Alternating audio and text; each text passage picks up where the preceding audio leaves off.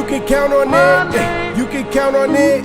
You can count on me. You can count on me too. You can count on that. You can. So, you know. Oh my god. Oh my God. Turn the music down. Oh shit, we can get it. We can get it. We can No go. problem. We can go. Y'all ready? Welcome Welcome. to the Three Oak Podcast, where even the artists can be fans. AJ the Menace. Cherry TNT. Big champagne. FABO! It hit different when FABO's on the mic, don't it? Different. Different. I didn't even get to do the legendary FABO's in the building. My man came out one more time. My turn. Hey, look, one more time for the people. FABO! Yeah, let's go, bro. Hey, how you been feeling though, Hey, man? man, just can't complain. You been on the road this the last couple weeks or so? Yeah, man, definitely, man. Just on this Kings of Crunk tour, on this Millennium tour, just, you know. Yeah, how was trying- how have those show dates been? Been wild, man. The girls are crazy. Yeah. The Millennium tour is I out only of did control. a couple ain't of it? dates so far, man, but it's like, wow, I'm on my way to Miami to do another one, so, you know. Word. Oh, Miami's gonna be lit. Oh, you gonna pop up, boy? They gonna go crazy out there. Oh, yeah. I'm just going to pop out there. You know me, man. I'm like that little wind-up toy. When the box open, I go. Yeah. So how long you been on the road? 20 years. 20. Yeah, you're right. I'm talking about this tour specifically. Yeah. But yeah. Yeah. I mean, you know, I'm always on the road or whatever. You know, these two tours just the ones that's going on right now. So, Facts, you know, yeah. I'm definitely always trying to be the hardest working person out there. Yeah, that's a fact. Cause hard working always that should be winning sometimes. Talent Yeah. can only get you so far. It's your That's a work that's fact. going to take you over the hump. Definitely. That's a whole For fact. sure. So yeah, over here at the 3-0 Podcast, man, we like to like run it back. You know, start with the upbringing. We like to give everybody the history because I mean, I'm sure you done 200 million interviews. So this ain't your first rodeo. You know what I'm saying? So we're gonna start from the beginning. You know, where were you born and raised at, bro? Bankhead Court, in the house, on the sofa, in the project. Word. Mama so broke we ain't had no phone. Somebody had to go call the ambulance. Damn. Okay, so you spent your entire life there. Definitely. All right, so I lived in Perry Home too. You know, Perry Homes, my mama got an apartment. You know how I go in the hood. Your Yeah. mama get her Yeah. own apartment. She moved out. She moved to Perry Homes and kind of grew up out there. Went to Yeah. prison, came back to Bankhead, and it's been Bankhead ever since. Word. Okay, so what kind of music was played in the house when you was growing up, though? What was some of Everything, your early man. influences? My mama just, she's just one of them people who listen to everything. I grew up on Freddie Jackson, you know, all the old stuff, you know. Yeah. Isley Brothers, you know what I mean? Those like her main people or whatever, you know. She played the rock with me tonight, to death.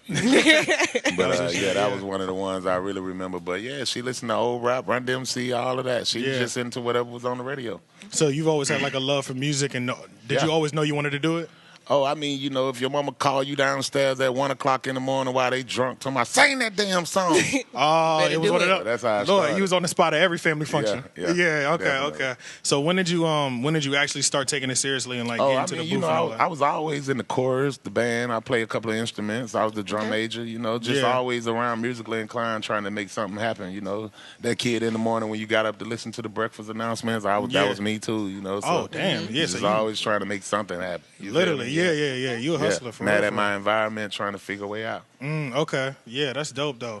So when did you So were you on the production side first when you got kicked into it? Yeah, I started producing and stuff. I was working with Parlay from Franchise Boys, working with Pimpin'. We came up with a couple of songs. I was recording on Young Money. I was doing OJ the Juice Man. See, I had OJ the Juice Man and Block Beater. That was who I was working on before we did Betchu Can't Do It Like Me. Yeah. Yeah. And OJ the Juice Man was over there with Never Again, and they had that Black Tea. That was out back then, I remember So, that. When, you know, and then every remix in the Yeah, world came out. yeah. White, pink, yellow, Yellow, all red. that. Yeah. Yeah, so it started right there, and you know, we went to the Pool Palace or whatever. I met K-Rab, Shot Low Cousin was around Pool. That's who did the Bitch Can't Do It Like Me beat. So you know, it just kind of happened because Yeah. that scene was just bubbling. Yeah, because you was already in the mix all through like growing up. yeah. So these Definitely. are all your peers anyway. Yeah, definitely. You been producing anything lately?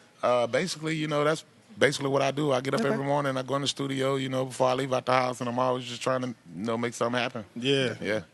Damn, that's ill. Okay, so I know. So Shorty Low, that was like R.I.P. Shot Low. That's Yeah, my R.I.P. song. Shawty Low. That was Definitely got to pay respect. Yeah. So Shawty how Low big was of everything. how big of a role did he play in your whole musical upbringing mean- and just as a friend in general? It's basically the whole everything. I mean, you know, I was with Raheem the Dream, And it was me, Dro, and Tommy Gun. So I was in a group with Dro. Me and Dro staying in the same apartment. Everything. Okay. We came out of Bankhead together. Word. Well, I stayed in Bankhead. Dro was from Summer Hill, but he had people over there.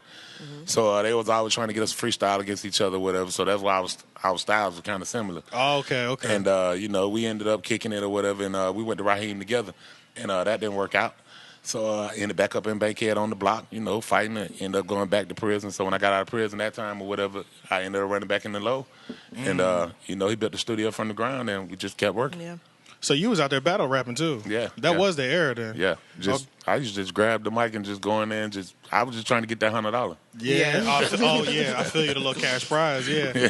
Was you always going by the name FABO? Nah. What was the first name? FABO is the industry name. Everybody I know called me $2.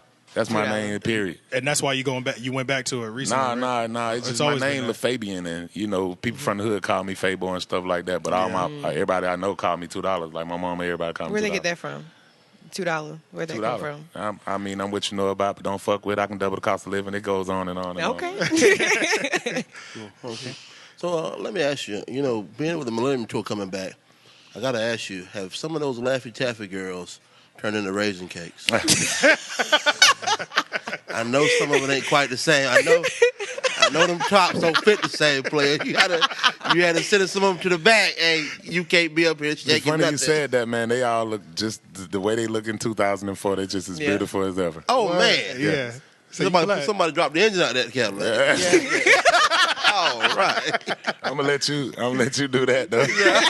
No, not me, not at all. But no, but one question I do want to ask you, as far as, Atlanta being such a scene of so many strong personalities and so many rappers, what I remember most about you, I remember you always being a good time, having really high energy.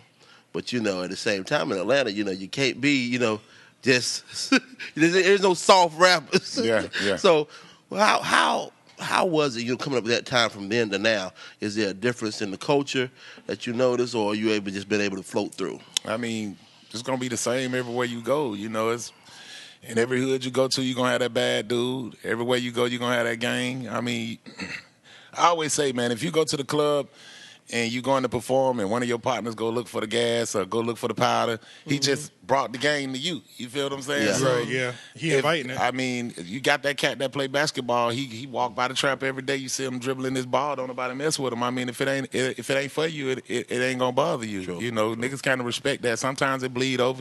That's some cowards though. Yeah. But you feel me? It's always the same. It's always been the same. The streets gonna stay the same. Niggas change. Bras change. Yeah. The streets ain't gonna Stay the change. same. That's a fact.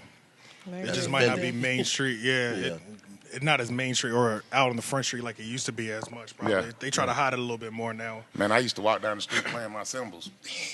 Word. When I first got my cymbals, you know what I mean? Yeah. That's just what type of person I was, you know what I mean? I went about all that. So, I was different.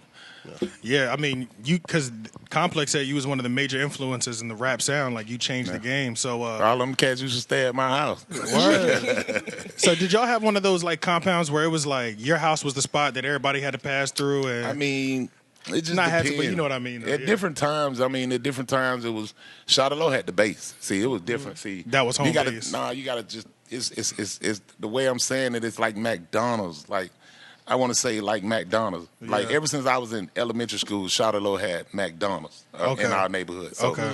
basically, he'll stay next door to you, and police run in there, boom. By the night, he already down there. It's like people already. I don't know what it was. It was like Yeah. people already was ready to make sure he had somewhere else to go. You feel what I'm saying? So Yeah. his brother, turned out to be this dude. His brother turned out to be in the Shop Boys. Parlay spot used to, it's just. it was bound to happen. Yeah. Because, yeah. And then Shada Low ran these basketball leagues. So you knew so many people from doing that too. So Yeah. it's like, that's how all of us know each other. Like in Thomasville, Four Seasons, all of them came over there too. So when you was dealing with Bankhead, you had Bankhead Born Homes, Hollywood Coat. And that's how you got the Shop Boys, Franchise Boys, K-Rap, all of these different cats coming out. Yeah. Yeah, okay. So who would you say will be the first to bring like that dance, the dancing rap, like The snap dance. the snap dance? Yeah. Oh, I mean, the dance was already at the Pool Palace. I made a song called Welcome to the Palace, where it goes down every weekend. Gonna do it for me. That was the first time you heard the snaps, period. Gotcha. Nobody had did that. Okay. And we started doing the dance off of that. And then I changed the song into the Libra song because I was going over to Club Libra messing with Gucci and OJ the Juice Man. Got you. And Okay. I did the Libra version. And that's when Franchise Boys came out with the white tee, the first version of white tee. Yeah. And then when they joined Jermaine Dupri, they did a second video. That's when you start saying the snap. And then I think the Yin Yang Twins had it in the Whisper video. And we kind of walked up, had a conversation with them. But everybody know where it originated at, or where we just hadn't jumped off yet. So that's why the song is called "Betchu Can't Do It Like Me." Because somebody was on Rap City and they said, "Who chose y'all how to do the dance?" And everybody around the hood saying, "FABO showed me the move." Yeah, It's in all the songs, and then this nigga said, "I did it." Yeah. And so that It's day just I you went in wasn't the on booth. yet. Yeah, That's I went all. in right in the booth and said, "I bet you can't do it like me." So that's why you hear me in the song when it first come on. I go, "You fucking thieves." Gotcha. No, I'm watching all that Yeah, shit. Yeah. I mean, yeah. you just have to listen to the songs. Like, everybody say they candy raps and all of this, but if you listen to the raps, it ain't nothing candy in the song. You Yeah. know what I'm saying? The song said Prince over in the house and the represents south, and I gotta let them know. D4 came to ride, we can roll, ain't nothing but a pimp inside, and we can go. When them Yeah. geeked up, they can watch me roll. Anybody buck, they can lock and load. It ain't nothing candy about that. Like, Nah, not at all. You getting it all right there. So you feel what I'm saying? If you listen to the songs, you can see the beef in the songs. Right. And you listen to their songs, you can hear the beef in the See, songs. back then we weren't really thinking about that. It was more I was just looking at we the just trying to colors, dance. like, yeah, oh, like The colors, the sound, the Yeah. movement. That's all Yeah. we was watching. Yeah. But I was just trying to learn to dance the quickest. Teach all my friends. That's it. and go viral on Facebook. And we was trying to adapt to that culture, Yeah. of just the girls wanting to hear the songs and not all the bull jive. So, we'll get the radio stations in, we'll get all of that same conversation in. 2 or 3 of these cats be done jumped across the desk, and it was like that everywhere we Yeah. went. Yeah. So that's why when you see Shawty Lo came back out, it was all black, all gangster, none of the... Yeah, none of you that see what I'm saying? stuff. Because, everybody already knew that, but I guess he wanted to solidify that, and he did it. Yeah. So, it speaks to your longevity. Yeah. Just you still, still touring, still being very relevant. Yeah. And 'Cause a lot of having people made don't a make mark in history. Yeah. That's what A I'm lot of people don't make it 20. I know you know a lot of people who fell off along the way. Yeah. What would you say attributed to your longevity in this game? I mean, just being consistent. Or, I never knew what I was saying at the time was going to be something that stuck. But when you out there and you living that life every day, what I'm doing or what I'm saying, you can relate to. You feel what I'm saying? And when I was coming up or whatever, my mom was on crack, my daddy was on crack, everybody around smoking crack, and that's all I seen in my household. So when I started coming up or whatever, I'm hanging with low with bricks around, this, that, and other, and we smoking more weed and drinking more alcohol than my mama could ever smoke crack. So I said, I'm geeked up too. Yeah. And so we started, that movement. You feel what I'm saying? Not just to take the attention away from it, but to, use it as a term of endearment because of where we from. So another cat might feel the same way. You see what I'm saying? But instead of saying I popped the pill with my little partner, I go, why not take 1, take 3? I'm peeping out the windows. I'm doing all, and he can relate. So, it's timeless music if you're saying the truth. Yeah. Yeah, that's a fact. That's a fucking fact. I love it. That's a I quotable felt that right one. there. Yeah, that Timeless music. It's timeless Tell if the you're truth. telling the truth. I love that. How important is recreating yourself? Because 20 years is a long time. I'm not trying to recreate myself. What I'm Okay. doing is original. So anything come out my mouth is going to be new to you because I'm thinking it up. If I thought up the first thing that you got a craze about or whatever, here go the rest of it. okay. That's how I look at it. It's like an artist. When he go in, sometimes he paint 5 pictures. You see it 2 years later, you like, oh, this the best one. Might be 5 he painted in one day. He ain't like none of them. Yeah. You know what I mean? So it's just, your opinion of what I do is always going to be, way different from what I, you know what I mean? Yeah. So if you like my music, it's because of what I'm saying. I'm hoping it's original, so original that you'll come back to hear more. So, yeah. If you like FABO in 2006, when you pick them up today, you're going to like them too the same way. Yeah, it's still gonna feel the same. Yeah. You just got a lot of other music out here that you can pick from nowadays or whatever. Yeah. The market is really oversaturated. How did you guys how would you say you adapted to how music changed? Because it was the record sales, now They all streaming. sound like me anyway. Nah, music never changed. It's just, the beat. The way that we receive the production it, is that's different. what I'm mainly talking The about. production is different. That's how I look at it. But the people they singing the same lyrics, they rapping about the same stuff, but the production has gotten so good now that you got these cats like Mike Will who just take a track and turn it inside out, bring it back, and so I think rappers trying to adjust to that, turn their voice into musical instruments, so trying to blend in with the tracks. Yeah, that's true. So that's the only difference I see. So I know you did some touring overseas. Yeah. How does the overseas tour compare to The American American They tour? hour-long shows. Yeah. I don't The care. hour-long shows. Yeah. I have to be on stage for an hour. Good Lord. And that's a lot. People don't. That's in the contract. People don't realize how long an hour is. Yeah. Until you're up there in the mix of it. Yeah. How do you? Are you able to? So You better tell somebody. Are you able to drink before you go out there? You can't do that but so many times. Yeah. But I mean, just having good material. Being able to hold a listener.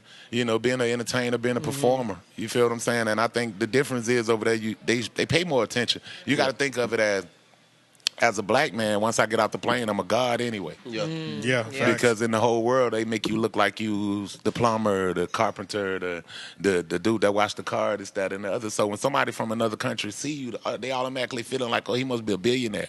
He must be rich. You Because feel what I'm you're saying? here. So your conversation is going to be easy with whoever you're talking to. So when you're on stage performing, they're more attentive. Yeah. So I would say they more attentive. You can really get your message across if you in Japan and you did like a 5-city tour and you hit radio and you hit TV and all of that. You'll be remembered more if you did that here than in Kansas City. Yeah. You see what I'm saying? They'll remember you. They'll be still writing you. They'll be on your page. They'll be this. But here, you got social media the way it is. You got Cardi B. You got Meek Mill. You got this person. You got that person. When you do 5-city tours, like another person coming right behind you to do 5 and 5 and 5. So it's like, And everything is always just a moment now, too. Everything is so microwave. It's in and out. Yeah. Somebody drop. It's the same way over there, but I mean, it's people stay in rural. Like when I'm in Germany, people coming from Munich, people coming from different places to drive all the way to your show. So they stay in these rural areas. Yeah. Oh, true. Yeah. A lot of people bicycle in other places overseas too. So one thing I would say about you, you've never been a clone. You are, like you said, you are original. Yeah. There were people who cloned after you, but you never were a clone. What would you say to the young rappers nowadays who they are very similar, very clonish? What advice, if you had them in a room, what advice would you give them? Same advice I give myself when I feel like I got writer's block or something, and I'm finding myself looking at MTV trying to see what am I doing wrong or something like that. I always go back into my mind and say it was only one James Brown, it was only one Michael Jackson, one Jackie Wilson, it was only one. And so it's only one of you. Just do you. And that's basically it. I think you're going to get more shine like that, too, because if I can, same thing with Blueface, with the Tatiana, all of that stuff, he original. As hell. Yeah. No one else is doing that. Yeah, as hell. Let me see what else. You have any artists, any new artists that you've been out that you've been listening to? I got artists, I like all the artists that's out right now, you know what I mean? I got artists that I got in my playlist, the Baby, Lil Baby, I'm listening to a lot of them. Uzi, I like Uzi new stuff, you know what I mean? Yeah. Definitely. And the playlist that's on top 100, I kind of stay into it, you know what I mean? And I try to stay in tune with the new stuff that I like Lil Key too, coming out of Atlanta right now. He dope, you know what I mean? I would have looked that up. Yeah, you got a lot of cats that's out there, man, that's making a lot of noise or whatever. I go to a lot of these little, talent showcases and stuff. Oh, okay, yeah. And, you got a lot of cats coming from different states or whatever, that's doing their thing, too, that come and move to Atlanta and making a stake and a claim right now. So, yeah, the music is dope. You got a lot of people that talk all of this noise about, oh, these young cats, they don't pay homage. They don't do that. They don't do that. And I look at it like this. Why you ain't stay? Why you ain't stay around and, form some type of mentorship? You made a lot of hot songs and you figure, okay, well, he should rap like this because you spit lyrics on the track. Oh, I hate his whack. Nah. When this dude's sitting at home or whatever, and he in his studio, they eating ketchup sandwiches, and they make that hit song, and somebody come to them with someone, they ain't thinking about, what legacy he respect. He just trying to eat. Yeah, they trying to, know. So the music evolved like that. You really making the music go a whole nother way from your original style because now niggas don't want to be like you at all, so they don't even want to rap like you. Yeah. You see what I'm saying? So, they causing the riff. Yeah, it's not enough reach back for the people who made it out. Yeah, but it ain't even about making it out. It's about being on a different platform or position. You can't claim something that ain't yours no more. I mean, if you gone, you gone. Once you give it up, you gave it up. Like once you stop putting out albums on a consistent basis, and this new cat came in, this is platform right now. So what he do with it is his. Yeah. You talking about what he should do with it. You're not the new radio program director that he have to see. This is another dude. Yep. So if he had to come through your radio station and you was the one sitting there, then you regulating the music. Look, I don't think you should be doing this in Atlanta. I think you should be representing Atlanta more for that. You're not in that position. You're at home in your $1 million house, driving your $1 million cars, posting Instagram videos, talking about that shit whack. And that's that's I didn't even think about that. Yeah, he speaks on something that is happening a lot. Yeah, I understand what you're saying because I think if we get that music, like a lot of things, is flowing. Yeah, it's not stationary. So even if you left out of the point, it just keeps flowing. There's a replacement for you. It's just like standing in the trap. All right, you been in the trap right here. This your house. Everybody know this your trap. But now you locked up. You feel somebody gonna pick up business. Moving in the same apartment. Customer always knocking on the door. Oh, that's why he moved in the apartment. Or start messing with your baby mama, your girl. So you get out 2 years later. He still rocking that trap. You gonna be mad at him talking about you got to move right back in there, or you gonna be telling him how to sell his dope? You should sell 25, bro. Yeah. That's what I was selling. Now, they coming for them 25. You selling neat, man. You missing the trap up. You know what I'm saying? Like, no, you moved out your position or you lost your position. It's time for you to sit back. This a dying trap now, bro. Yeah. Bottom line.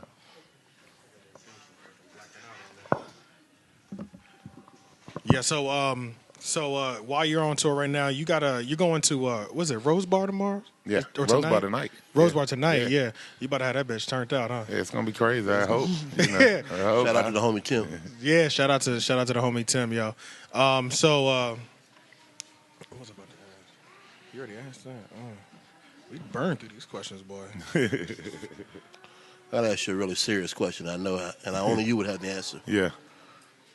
How big were the T-shirts?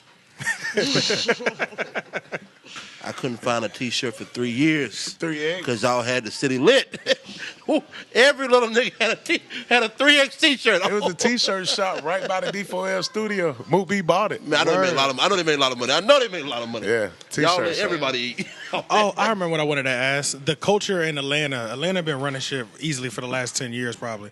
But the culture in Atlanta has always been the teamwork and I help you. Has it always been like that even when it sounded like it was always like that? I don't know. I guess because the studios, it's like so many studios in Atlanta, and it's just like when you go, it don't make no difference what day you book a studio session. It's like you gonna run into somebody. Yeah. And so, always seeing people, and I guess that's how you get all the collaborations. Okay. You just see them all the time. I remember one time I was in the studio at Patchwork, and David Banner just walked by the door, and I was doing this song called Mr. Devil. I didn't know he was going to turn into the person that he is right now. Yeah. But it's a better understanding of why he walked right in when he was like, yo, that's dope. Boom, went right in.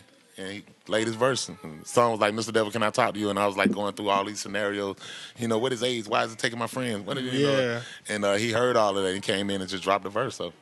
Oh, that's hard, bro. You know that reminds me of the guy who just made the song. What's his name?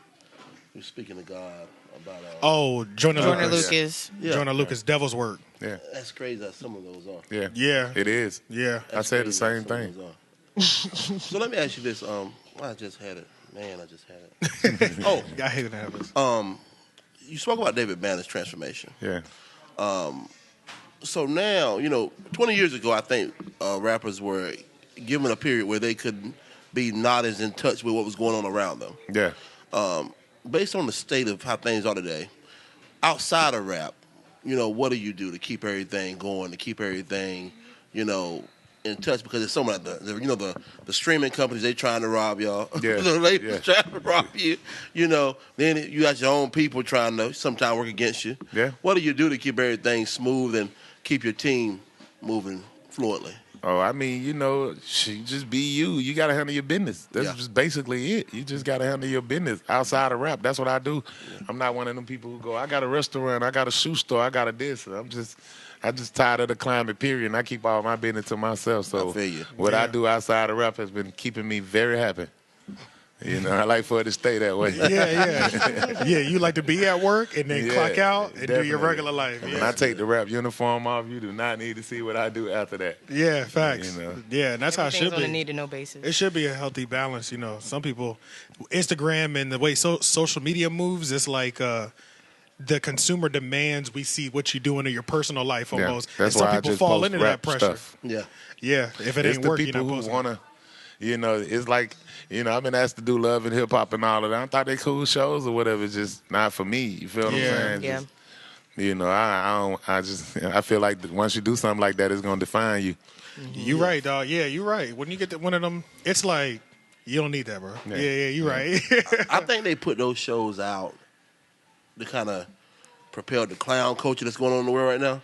They say, well, if I wait till maybe he's not as popping, or if I wait till maybe he needs a bag bad enough to, you know, and they want to pull you out and embarrass you, basically.